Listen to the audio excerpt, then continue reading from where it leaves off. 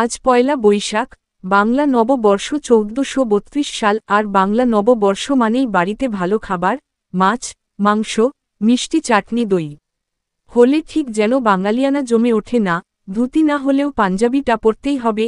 আর ব্যবসায়িক প্রতিষ্ঠানে হালখাতাটারও রেওয়াজ আছে।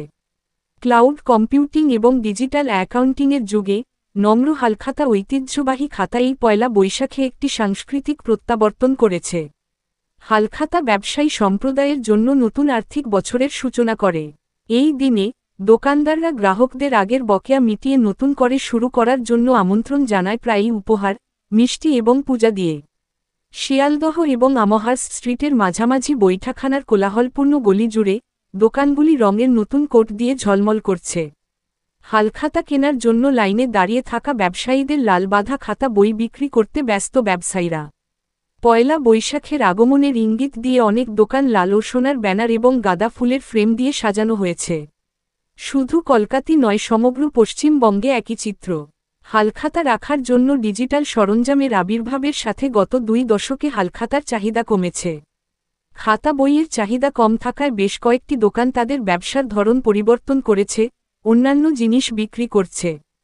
কিন্তু বাংলা নববর্ষ এলেই হালখাতার বিক্রি বেড়ে যায় এবং হালখাতা বই বিক্রির সময় নতুন হিসাব বই শুরু করা একটি ঐতিহ্য। অনেকের জন্য এটা শুধু ব্যবসার চেয়েও বেশি কিছু।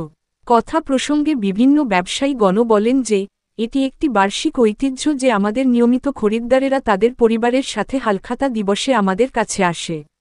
আমরা একটি ছোট পুজো করি এবং নতুন খাতায় একটি টোকেন এন্ট্রি করি এবং মিষ্টি বিতরণ করি এবং তাদের হাতে বাংলা ক্যালেন্ডারও তুলে দেই। ক্যালেন্ডার এর মাধ্যমে তাদের ব্যবসার প্রচারও হয়। পহেলা বৈশাখ, বাংলা নববর্ষ, একটি প্রাণবন্ত উদযাপন যা সাংস্কৃতিক উৎসব, ঐতিহ্যবাহী পোশাক এবং বিশেষ করে সুস্বাদু খাবারের একটি জমকালো বিস্তার দ্বারা চিহ্নিত। যারা আমিষভোজী খাবারের স্বাদ গ্রহণ করেন তাদের জন্য এই উপলক্ষে বাংলার সমৃদ্ধ রন্ধন সম্পর্কীয় ঐতিহ্য প্রদর্শন করে এমন স্বাদের একটি আনন্দদায়ক বিন্যাস রয়েছে। পহেলা বৈশাখ শুধু খাবার নয়, এটি প্রিয়জনের সাথে উদযাপন করা, গল্প ভাগ করা এবং স্মৃতি তৈরি করা। আপনি একটি জমকালো ভোজের আয়োজন করছেন বা বাড়িতে একটি শান্ত খাবার উপভোগ করছেন না কেন, উৎসবের চেতনা একত্রিত এবং আনন্দের মধ্যে নিহিত।